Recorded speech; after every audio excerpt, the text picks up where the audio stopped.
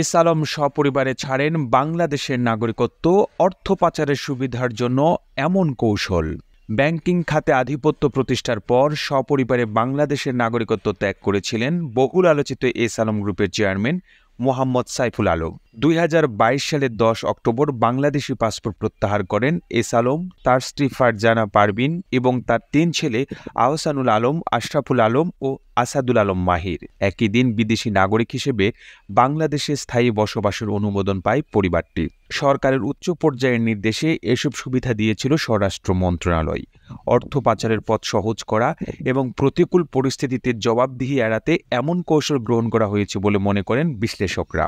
জানা গেছে, আওয়ামী লীগ সরকারের আমলে প্রভাবশালী এই পরিবারটি যেদিন বাংলাদেশের নাগরিকত্ব ত্যাগ করেছিলেন, ঠিক সেদিনই বাংলাদেশে স্থায়ী বসবাসের অনুমতি পেয়েছিলেন। নাগরিকত্ব ত্যাগ ও স্থায়ী আবাসিক সুবিধা গ্রহণ বাংলাদেশে জটিল প্রক্রিয়া হলেও ক্ষমতার অপব্যবহার করে একই দিন সন্ধ্যায় অতি গোপনে সচিবালয়ে স্বরাষ্ট্র মন্ত্রণালয়ে এই কাজটি করা হয়। নাগরিকত্ব ত্যাগ ও আবাসিক সুবিধা গ্রহণ করতে হলে পুলিশের বিশেষ শাখার ছাড়পত্র সহ বিভিন্ন দপ্তরের অনুমতি প্রয়োজন হলেও কিভাবে একই দিনে দুটি কাজ সম্পন্ন হলো তা নিয়েও প্রশ্ন তুলছেন আইনজ্ঞরা। এস আলম পরিবারকে স্থায়ী বসবাসের অনুমতির নথিতে স্বাক্ষর করেন মোহাম্মদ খায়রুল আলম শেখ। তিনি বর্তমানে সমাজ কল্যাণ মন্ত্রণালয়ের সচিব হিসেবে কর্মরত রয়েছেন। তার সঙ্গে যোগাযোগ করার চেষ্টা করা হলেও সাড়া পাওয়া যায়নি। স্থায়ীভাবে বসবাসের আবেদনপত্র অনুযায়ী 2022 সালের 10 অক্টোবর এস আলম ও তার স্ত্রী ফারজানা পারভিন, 3 ছেলে আহসানুল আলম, আশরাফুল আলম এবং আসাদুল আলম মাহির বাংলাদেশের স্থায়ী আবাসিক সুবিধা গ্রহণ করেন। বাংলাদেশের কোনো নাগরিক এই সুবিধা অর্জনের সুযোগ বা প্রয়োজন নেই। নাগরিকত্ব ত্যাগ করেছিলেন বলেই তারা স্থায়ী আবাসিক সুবিধা গ্রহণ করেন। নথিপত্র থেকে জানা যায়, বাংলাদেশের ব্যাংকিং খাত থেকে প্রায় 1 লাখ কোটি টাকা ঋণ নিলেও স্থায়ী বসবাসের সুযোগ পেতে এস আলম পরিবারের সদস্যরা জনপ্রতি বিনিয়োগ দেখিয়েছেন মাত্র $75,000। আইন বিশেষজ্ঞদের সঙ্গে কথা বলে জানা যায়, এস আলম ও তার পরিবার এমন কোনো দেশের নাগরিকত্ব নিয়েছেন যে দেশের দ্বৈত নাগরিকত্ব অনুমোদিত নয়। আবার তিনি পরিবারসহ বাংলাদেশের স্থায়ী আবাসিক সুবিধা নিয়েছেন ব্যবসায়িক প্রয়োজনে, এটা নিশ্চিত। বাংলাদেশে বিদেশি কেউ বিনিয়োগ করলে যে প্রতিবন্ধকতার সম্মুখীন হতে হয় তা এড়াতেই এস আলমের পরিবার এই পন্থা অবলম্বন করেন।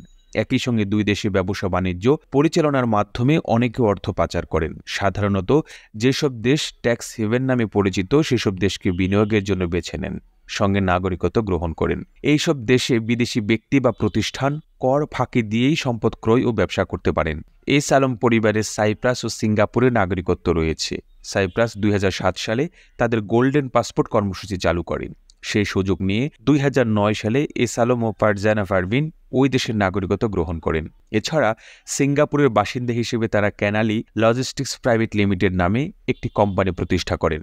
এই কোম্পানির পরিশোধিত মূলধনের পরিমাণ $2,23,40,000 মার্কিন।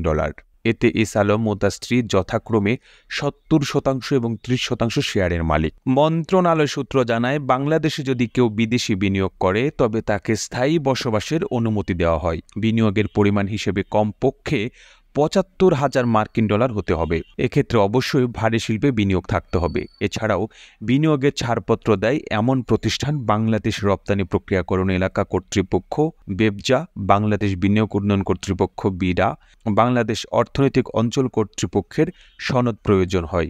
সর্বোপরি পুলিশের বিশেষ শাখার ছাড়পত্রের মাধ্যমে পুরো প্রক্রিয়া সম্পন্ন হয়।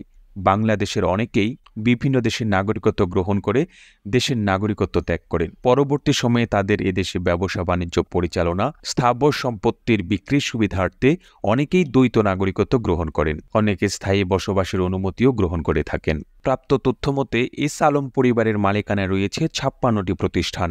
এছাড়া বিগত সরকারের আমলে 6টি ব্যাংকের নিয়ন্ত্রণ গ্রহণ করে এস আলম গ্রুপ। এর মধ্যে ফার্স্ট সিকিউরিটি ইসলামী ব্যাংকের চেয়ারম্যান ছিলেন গ্রুপের চেয়ারম্যান সাইফুল আলম এবং ইসলামী ব্যাংকের চেয়ারম্যান ছিলেন তার ছেলে আহসানুল আলম। শেখ হাসিনা সরকার ক্ষমতাচ্যুত হওয়ার পর এসব প্রতিষ্ঠানের শেয়ার হস্তান্তরের উপর নিষেধাজ্ঞা আরোপ করা হয়েছে। সেই সঙ্গে এস আলম ও তার পরিবারের সদস্যদের ব্যাংক হিসাবও জব্দ করেছে সরকার। এই প্রতিবেদনের তথ্য ও উপাত্ত সংগ্রহ করা হয়েছে জাতীয় গণমাধ্যম দৈনিক কালবেলা থেকে। প্রতিবেদনটি ভালো লেগে থাকলে এখনই শেয়ার করুন। আর বাংলাদেশের কোন জেলা থেকে আপনি ভিডিওটি দেখছেন আমাদের কমেন্ট করে জানান। আমরা পরবর্তী ভিডিওতে আপনাকে ধন্যবাদ জানাতে ভুলব না। এতক্ষণ বিশ্ব বাংলার সাথে থাকার জন্য আপনাকে অসংখ্য ধন্যবাদ।